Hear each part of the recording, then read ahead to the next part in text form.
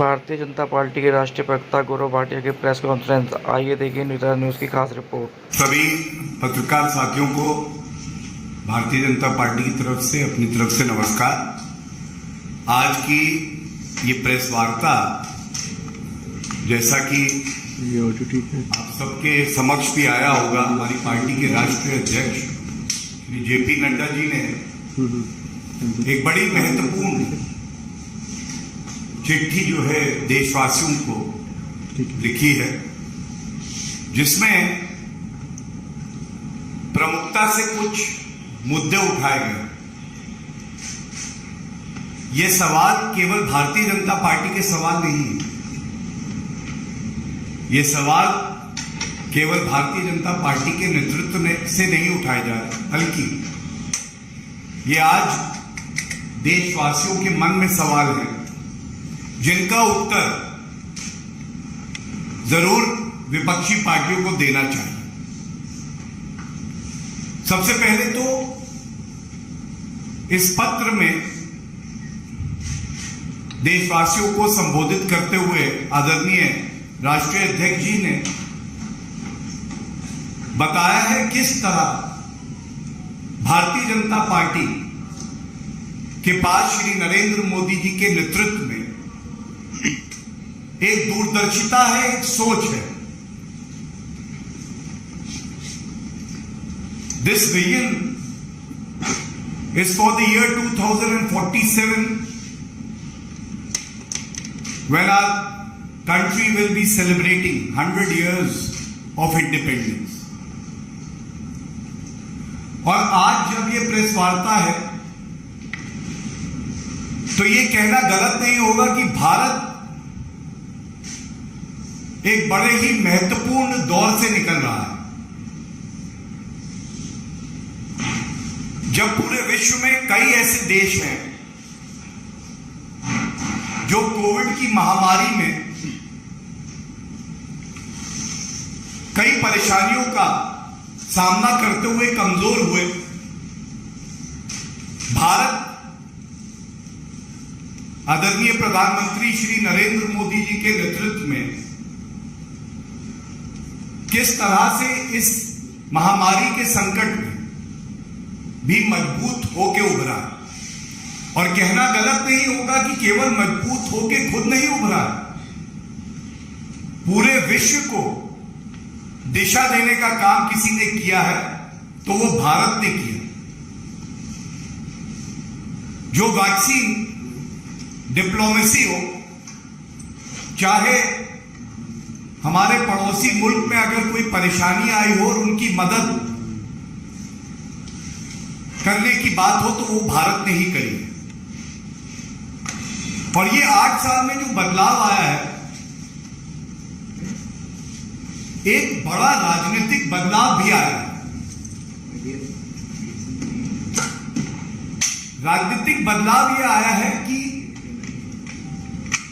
आदरणीय प्रधानमंत्री जी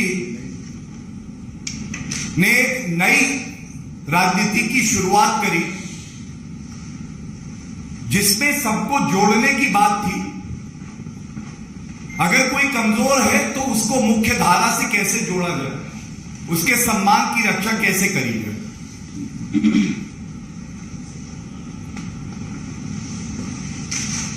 और जो पहले वोट बैंक की तोड़ो राजनीति होती थी, उस पे जोड़ो राजनीति हावी हो गई। पहले धर्म और जात के आधार पे विपक्षी पार्टियां, खासकर कांग्रेस पार्टी, तोड़ने का काम करती थी। अब आम नागरिक सरकार की तरफ देखता है और वो ये जानता है कि उसको मजबूत करने का काम कोई करेगा तो वो केंद्र की सरकार होगी। This is called politics of inclusion. And I am quoting from the letter, the very line which shows the reality of today's politics. And I quote, Indian politics has undergone a rapid transformation in the last 8 years. The tried, tested or I should say dusted and rusted approach of vote bank politics, divisive politics, and selective politics is no longer working. Unquote. इस बात को आगे बढ़ाते हुए ये बहुत बड़ा एक संदेश है विपक्षी पार्टियों के लिए भी, क्योंकि कहीं ना कहीं विकास की राजनीति, जो लाभार्थी हैं वो सक्षम हो रहे हैं, ये विपक्ष की पार्टियों को बहुत अखरता है। और जब अखरता है तो वो सौहार्द बिगाड़ने का काम करते हैं, क्योंकि वो विकास पे तो चर्चा नहीं कर सकते, क्योंकि वो जानते हैं कि ये जो नरेंद्र मोदी जी के नेतृत्व की सरकार है,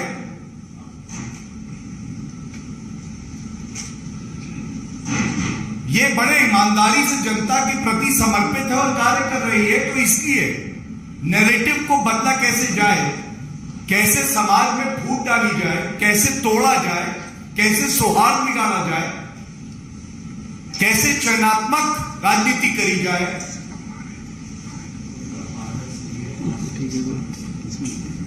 इसका वो आसरा लेते हैं।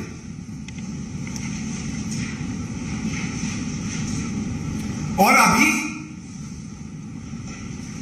2 दिन पहले विपक्षी पार्टियों ने एक अपील जारी करी थी, जिसके लिए ये कहना गलत नहीं होगा कि खोटी अपील, खोटी नीयत, खोटी कांग्रेस और खोटा विपक्ष। और ये मैं क्यों कहता हूं, बड़ी जिम्मेदारी से आपको बताता हूं। उस चिट्ठी में अगर किसी का अपमान किया गया तो भारत के जो नागरिक हैं उनका अपमान किया जा रहा है, सेलेक्टिव पॉलिटिक्स की जा रही है। अगर आप अपील करते हैं तो क्या अपने अंदर नहीं झांकेंगे? इस चिट्ठी में प्रमुखता से आदरणीय राष्ट्रीय अध्यक्ष जी ने यह सवाल पूछा है कि आप करौली राजस्थान पे चुप्पी क्यों साधे। यह देश पूछ रहा है, ऐसी क्या है मजबूरी कि मतलूब अहमद है जरूरी। मुख्य आरोपी एफआईआर में नामजद 16 दिन हो गए, गिरफ्तारी नहीं होती है। राजस्थान की कांग्रेस सरकार इतनी मजबूर, इतनी निठल्ली, जो चोटिल जनता है वो भी आपसे यह सवाल पूछ रही है कि हमारा कसूर क्या था। हिंदू नववर्ष मना रहे थे, ये कसूर था हमारा।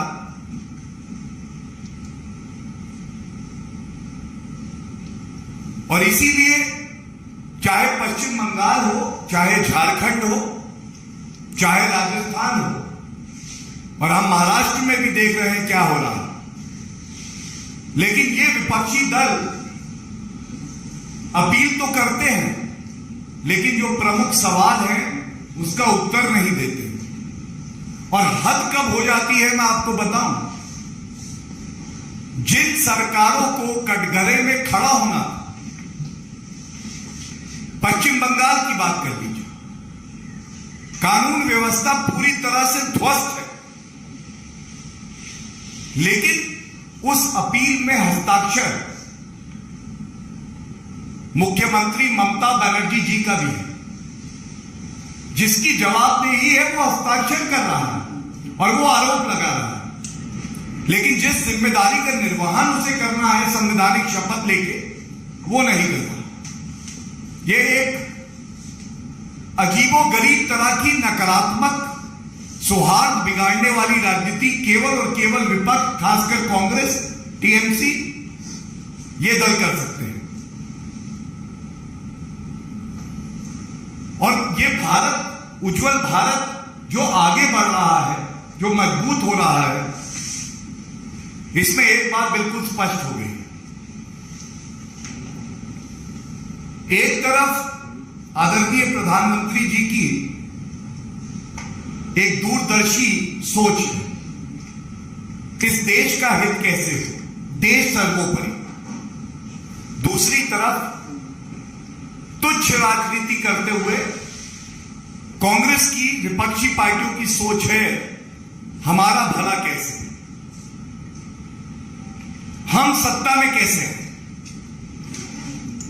हमें देश से कोई लेना देना नहीं। अगर सत्ता में आने के लिए दंगाइयों के साथ खड़ा होना पड़ेगा तो हम हो जाएंगे, अगर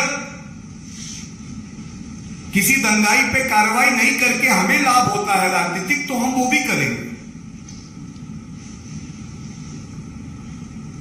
और जैसा मैंने पहले कहा, ये जो जोड़ों की राजनीति है,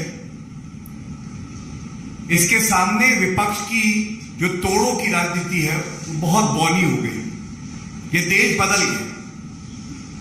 यहां वोट बैंक पॉलिटिक्स, तुष्टीकरण की पॉलिटिक्स, अब ये भारत के नागरिकों को स्वीकार नहीं है। वो जवाबदेही चाहता है विपक्ष से, और उसी विपक्ष से जो प्रदेश में सत्तारूढ़ है। ये गैर जिम्मेदार विपक्ष भूल जाता है कि कई प्रदेशों में वो सत्तारूढ़ है और वहां उसको जवाबदेही देनी होगी।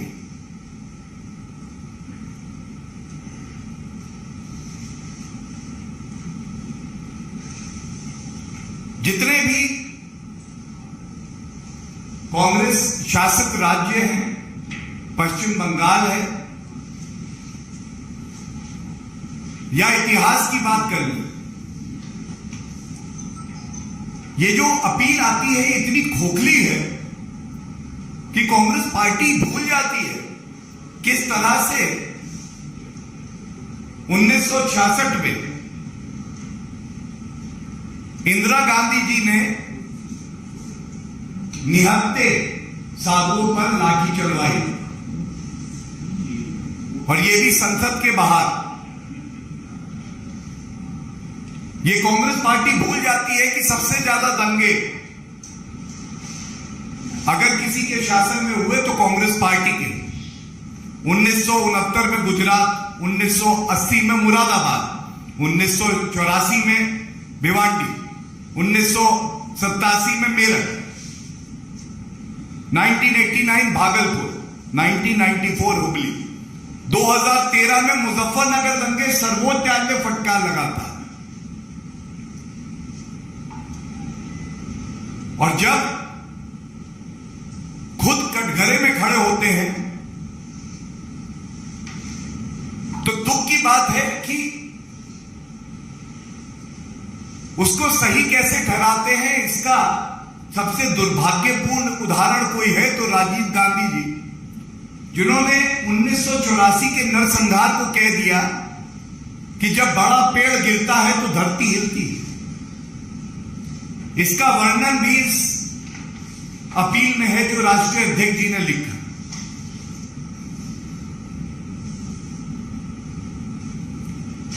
और एक बात इस मंच से बड़ी जिम्मेदारी से कहनी होगी,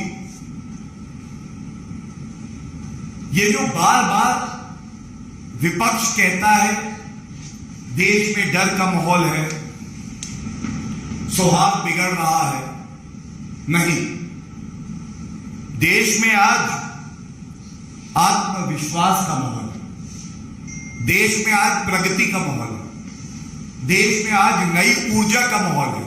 लेकिन हां, विपक्षी दल जरूर डरे हुए, वो डरे हैं क्योंकि उनकी सांप्रदायिक राजनीति का अंत हो गया।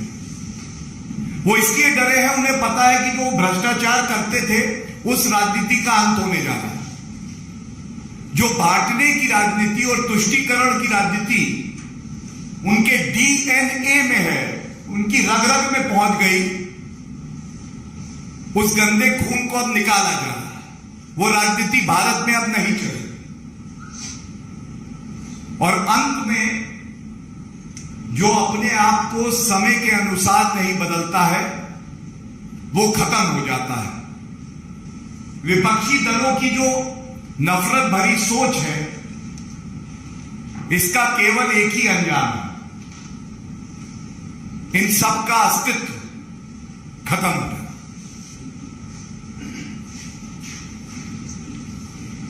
ये जो अपील राष्ट्रीय अध्यक्ष जी द्वारा की गई है, इसमें एक और प्रमुख मुद्दा जो मैं आपके समक्ष रख के अपनी बात को खत्म करूंगा इस विषय पे। हम सब जानते हैं कि 10 मार्च को 5 राज्यों के विधानसभा चुनाव के परिणाम हैं। लोकतंत्र में जनता सर्वोपरि है। जनता ही तय करती है कि वो किसको आशीर्वाद देगी, किसकी नीतियों से सहमत है, किसकी नहीं सहमत है। और ऐतिहासिक ये इसलिए था कि 4 प्रदेश, जिसमें उत्तर प्रदेश जो जनसंख्या के आधार पे भारत का सबसे बड़ा प्रदेश है भी शामिल है, 4 प्रदेशों में डबल इंजन की सरकार पुनः जनता का आशीर्वाद प्राप्त करती। एंटी इनकम्बेंसी की बात होती थी 5 साल की सरकार के बाद, प्रो इनकम्बेंसी शब्द का इस्तेमाल होने लग गया। ये जो पैराडाइम शिफ्ट हुआ है भारतीय राजनीति में, ये इसलिए हुआ है कि भारतीय जनता पार्टी ही वो पार्टी है जिसके पास आज ईमानदार प्रधानमंत्री श्री नरेंद्र मोदी जी जैसा नेतृत्व है, जिसके पास ऐसा संगठन है जो मानता है कि सेवा ही परम भाव है, और एक सोच है जिससे देश आगे बढ़ रहा है। और दूसरी तरफ जब ये परिणाम आए तो कांग्रेस पार्टी जो पंजाब में सत्तारूढ़ थी, वहां भी सुपड़ा साफ हो गया। लेकिन ये बात उनको तब भी समझ नहीं आई कि ये जो नफरत की राजनीति वो कर रहे हैं, दंगाइयों के साथ खड़े होते हैं, इसको भारत की जनता अस्वीकार कर चुकी। और अंत जो है इस विषय पर, इस अपील का जो भाव है कि ये देश प्रगति के रास्ते पर अग्रसर है, इस देश के पास युवा है, ऊर्जा है, सोच है, नेतृत्व है, ईमानदारी है, और भारत को आगे बढ़ने से कोई रोक नहीं सकता। अगर विपक्ष रोड़े भी लगाएगा तो भी उनको करारा जवाब जनता देगी, और ये देश अब रुकने वाला नहीं। बहुत बहुत धन्यवाद। एक विषय और है, उसको आपके समक्ष रख के उसके बाद जो आपके प्रश्न होंगे दोनों विषयों पे मैं आपसे अनुमति लूंगा और उसको उत्तर दूंगा। जैसा कि आप सबको पता है, भारतीय जनता पार्टी सामाजिक न्याय पखवाड़ा बना रही है, और इसमें हमारा उद्देश्य ये है कि हर दिन आपके समक्ष जो सरकार की महत्वपूर्ण उपलब्धियां हैं, जो कार्य सरकार द्वारा किया गया है, विषयबद्ध तरीके से आपके समक्ष रखें। तो आज का विषय जो है वो अत्यंत ही महत्वपूर्ण है, स्वच्छ भारत मिशन। और जैसा आप सबको ज्ञात है, 2 अक्टूबर 2014 वो ऐतिहासिक दिन है जब हम सब के लिए परम श्रद्धेय महात्मा गांधी जी के जन्मदिन पर इस सोच को प्रधानमंत्री श्री नरेंद्र मोदी जी ने आगे बढ़ाया और देश को समर्पित किया। यह केवल एक सोच नहीं थी, यह भारत को नई ऊंचाइयों पर पहुंचाने का एक माध्यम था, एक मिशन था। सपना बहुत बड़ा था।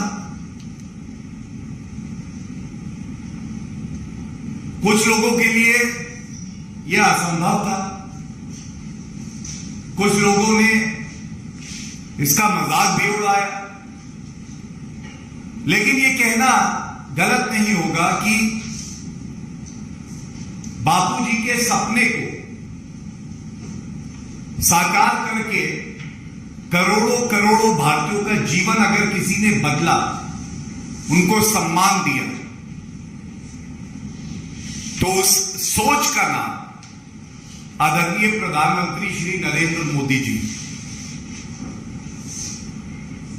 सपना यह था कि खुले में कोई भी शौच ना जाए। India has to be open defecation free. और ये कार्य संभव हो, इसके लिए एक बहुत ही मुश्किल समय सीमा थी, 5 साल की, कि 2 अक्टूबर 2019 को जब भारत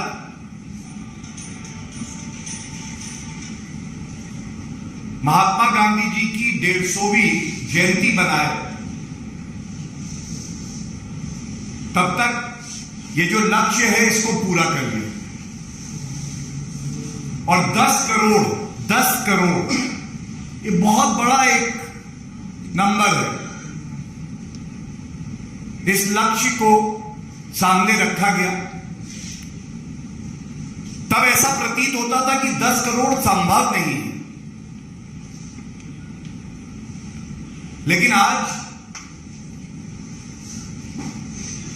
सामाजिक न्याय पखवाड़े की इस श्रृंखला में जब स्वच्छ भारत अभियान की बात हो रही है, हर भारतीय को गर्व की अनुभूति हो रही है कि 11.5 करोड़ से ज्यादा घरों को शौचालय मिले। 11.5 करोड़, कई मुल्कों की आबादी से ज्यादा बड़ा ये नंबर है। 58,000 गांव और 3300 से ज्यादा शहर जो योजना open defecation free ODF plus उसमें लाभान्वित हुए। और केवल घरों तक ये मुहिम पहुंचे, इसके अलावा यह भी सुनिश्चित करना कि सार्वजनिक स्थलों पे सामुदायिक स्वच्छता परिसर बने, यह भी इस सरकार ने किया।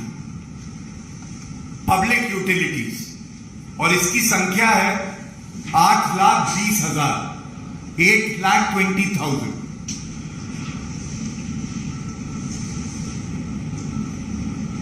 आजादी के बाद 2014 तक जितने टॉयलेट्स या सार्वजनिक स्वच्छता परिसर नहीं बने, इस सरकार ने वो कार्य कर दिखाया जिसको असंभव कहा जाता था। और ये क्यों संभव हुआ, ये जानना बड़ा जरूरी है। ये इसलिए संभव हुआ, जिस अभियान का मजाक विपक्ष उड़ा रहा था वो एक जन आंदोलन बन गया। हम सबको पता है भारत में राष्ट्रभक्ति, देश प्रेम, ऊर्जा, निष्ठा की कमी नहीं है, पर उसको सही दिशा में और सही लक्ष्य के लिए केंद्रित करना, और यह काम किसी ने किया तो आज गर्व से कह सकते हैं कि हमारे प्रधानमंत्री श्री नरेंद्र मोदी जी ने किया। एक सच्चा पवित्र आंदोलन बन गया। छोटे छोटे बच्चे अपने घर से निकले और उन्होंने भी कहा, अगर हमारे सामने की सड़क गंदी है तो मैं वहां से कचरा उठाऊंगा। वृद्ध लोग, उन्होंने अपनी पीड़ा की चिंता नहीं करी, झाड़ू लेके वो लोग सफाई करने के लिए निकल गए। संदेश ये था कि देश को स्वच्छ बनाना।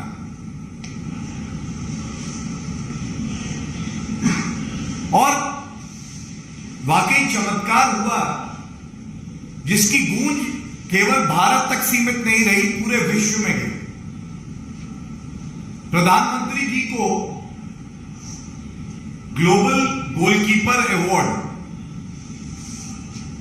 बिल एंड मेलिंडा फाउंडेशन द्वारा देकर सम्मानित किया गया। और प्रधानमंत्री जी ने भी जो उस अवार्ड की मूल भावना थी, उसके मद्देनजर उसे देशवासी जो 130 करोड़ हैं जिन्होंने योगदान दिया, उनको समर्पित कर दिया। इवन वर्ल्ड हेल्थ ऑर्गेनाइजेशन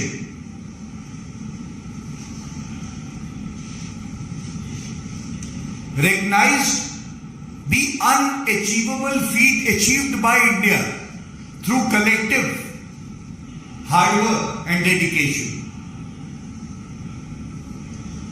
और एक स्टडीज के अनुसार कैसे इसका प्रभाव जनमानस पर हुआ, 2014 से पहले हर साल करीब करीब 19 करोड़ 90 लाख भारतीय जो थे, उनको जो गंदगी आसपास होती थी उसकी वजह से बीमारी होती थी। 19 करोड़ 90 लाख। और ये जब स्वच्छ भारत मिशन आया तो सबसे ज्यादा बदलाव जो आया वो जो आम नागरिक है, जो गरीब है, उसके जीवन में आया। महिलाओं के लिए एक सम्मान का जीवन। जब हमने कहा 11.5 करोड़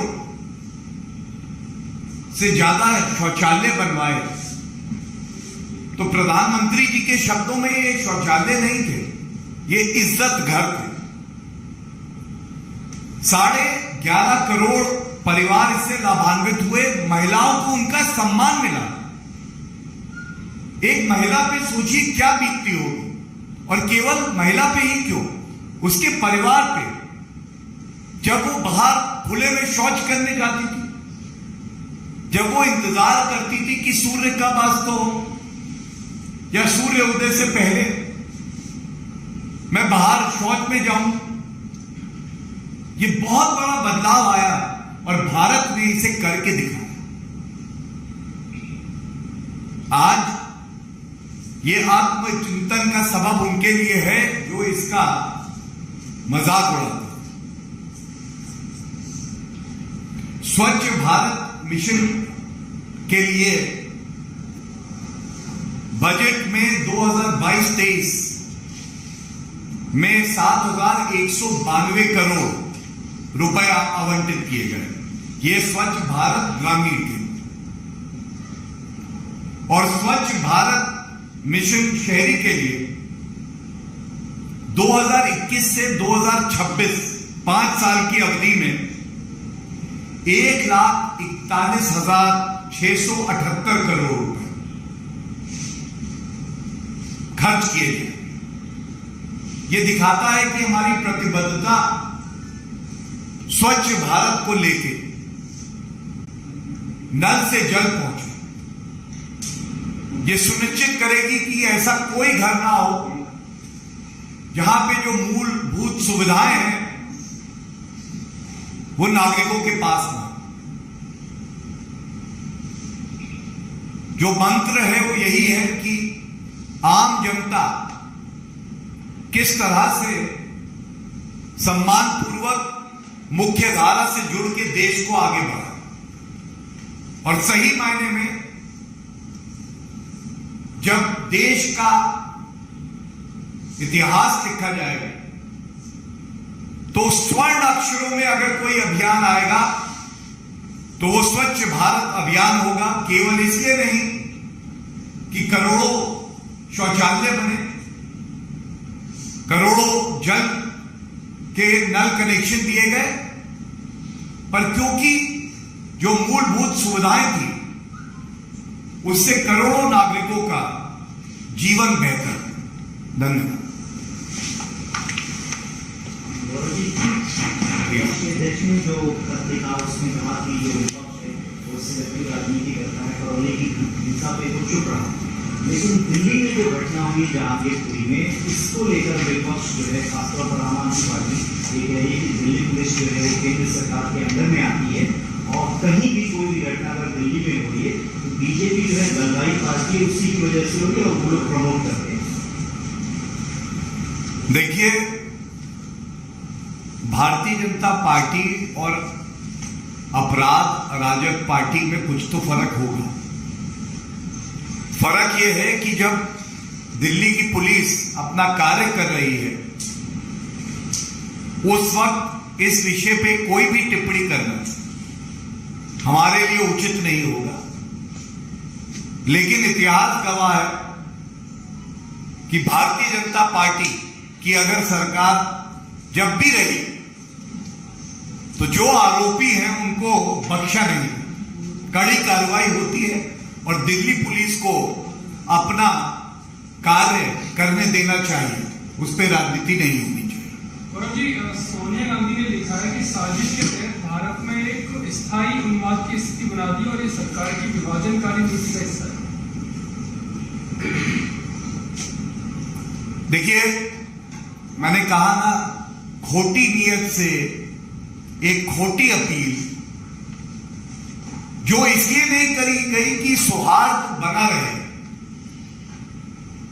वो जो उनका एक विशेष वोट बैंक है उसको उकसाने के लिए की गई, देश का ताना बाना तोड़ने के लिए की गई। और इसीलिए आदरणीय राष्ट्रीय अध्यक्ष जी ने पूछा है 15 दिन से मुख्य आरोपी गिरफ्तार नहीं हुआ, इसकी जिम्मेदारी कौन लेगा। और अगर विपक्ष की इस अपील में रत्ती भर भी ईमानदारी होती तो सबसे पहले वो कांग्रेस शासित राज्य के मुख्यमंत्री से कहते कि किसी आरोपी का धर्म मत देखो, संविधान देखो, कानून देखो और सख्त से सख्त कार्रवाई करो, लेकिन ऐसा हुआ नहीं। गौरव जी, एक और बात है, जिस तरह से बीजेपी शासित राज्यों में जो अपराध कर रहे हैं उनके खिलाफ बुलडोजर चलाया जा रहा है, इसको लेकर के मदनी ने सुप्रीम कोर्ट में अपील की है और कहा है कि यह गलत तरह की राजनीति को जन्म देगा। देखिए, सर्वोच्च न्यायालय में अगर कोई मामला है उस पर टिप्पणी करना बिल्कुल उचित नहीं होगा, लेकिन यह भी विचित्र राजनीति है विपक्ष की कि पत्थर जब उग्रवादी मारते हैं तो वो विपक्ष के लिए मोहब्बत, प्यार सौहार्द का प्रतीक है, लेकिन न्याय संगत तरीके से कानून के तहत अगर बुलडोजर उग्रवादियों को सजा देने का कार्य करता है तो वो नफरत फैलाने वाला होता है। बुलडोजर अगर किसी उग्रवादी को सजा देने के लिए चले तो वो ठीक है, ये बात आपको समझनी होगी। और जो विपक्ष का बुलडोजर सारे नागरिकों की भावनाओं को आहत करने के लिए चलता है, संविधान को खंडित करने के लिए चलता है, जो विपक्ष का बुलडोजर रोज समानता और सौहार्द को बिगाड़ने के लिए चलता है, उसको कैसे उचित कहेंगे ये बताओ।